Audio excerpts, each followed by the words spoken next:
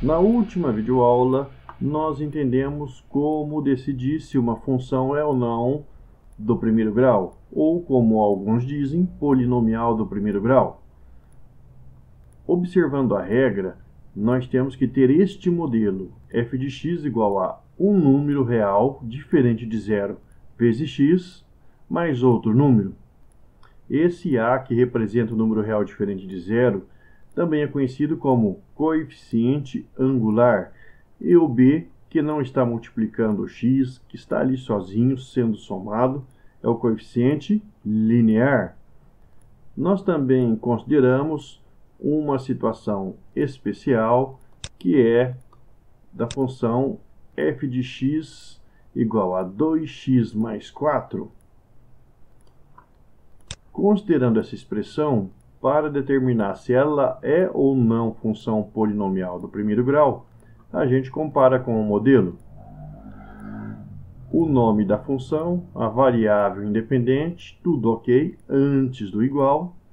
E depois do igual, nós temos um número diferente de zero vezes x? Sim, nós temos. Esse número é 2. Então, o coeficiente angular, para este caso aqui, é 2. Existe um número sendo somado? Sim, existe, é o 4.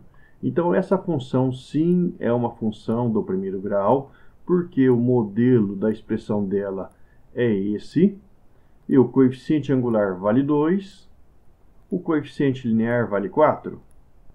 A partir desses dois valores, nós podemos deduzir algumas informações a respeito da função, que nós veremos mais tarde. Nós ainda entendemos como determinar as associações dessa função, isso é, esse valor de x está no domínio da função. O domínio é representado por esse diagrama à esquerda. Se o domínio é o conjunto dos números reais, como nós consideramos inicialmente, o zero é um valor real. E como o x está no domínio da função, que é o conjunto dos números reais, ele pode assumir o valor de zero. Mas se o x assumir o valor de zero, então a gente pode descobrir com quem ele está associado lá no contradomínio. Como? Substituindo nesta regra para essa função específica o x por zero. Então a gente só vai tirar o x aqui e colocar o zero. Nós vamos obter o seguinte cálculo: f de zero, que quer dizer o valor associado ao zero pela função f, é igual a 2 vezes 0 mais 4. Veja lá que nós trocamos o x por zero aqui entre parênteses, e nós trocamos também lá na expressão à direita da igualdade. E vamos fazer o cálculo. 2 vezes 0 é 0, 0 mais 4 é 4. Isso quer dizer que o 0 está associado ao 4 pela função f. O 0 está no domínio, o 4 estará lá no contradomínio. E se a gente considerar o 1, por exemplo, nós podemos descobrir quem está associado com o 1, simplesmente adotando a mesma estratégia. No lugar do x, a gente coloca 1. Lembre lá, o 1 está no domínio da função, o 1 é um número real. E se a gente troca esse x que está entre parênteses aqui por 1, lá na regra também nós vamos trocar por 1.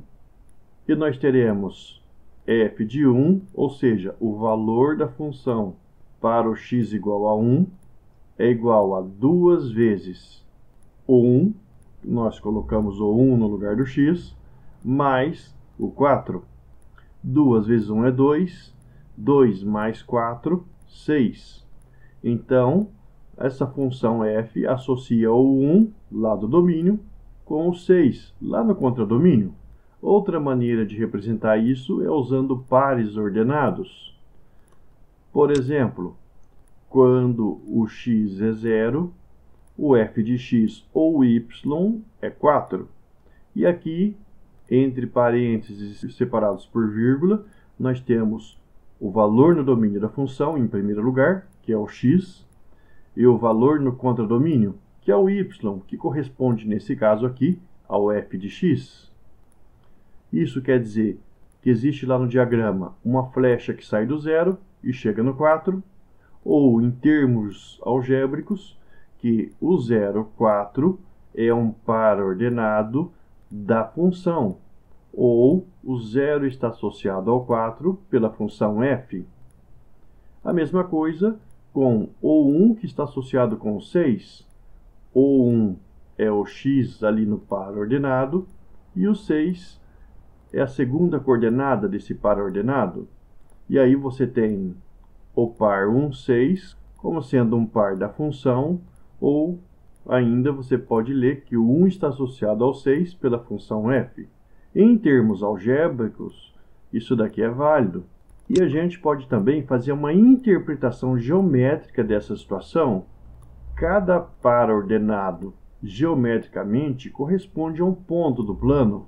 E se a gente pensar num sistema de coordenadas cartesianas ortogonal, que é formado por aqueles dois eixos x e y ortogonais, nós vamos ter que esses dois pares ordenados que representam dois pontos do plano, eles pertencem ao gráfico da função. Logo, a gente vai ver o que isso significa lá no sistema de coordenadas.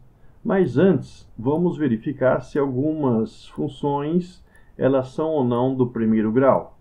Vamos analisar estes exemplos. Nós temos a f de x igual a 4x mais 4.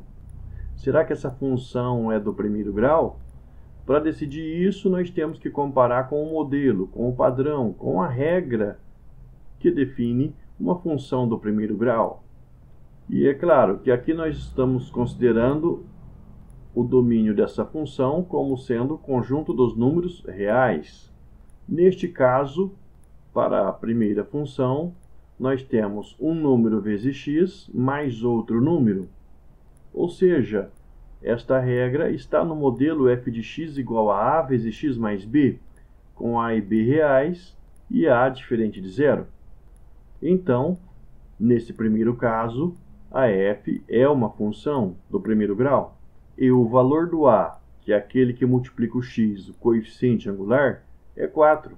Nessa situação, o coeficiente linear também é 4, que é o b.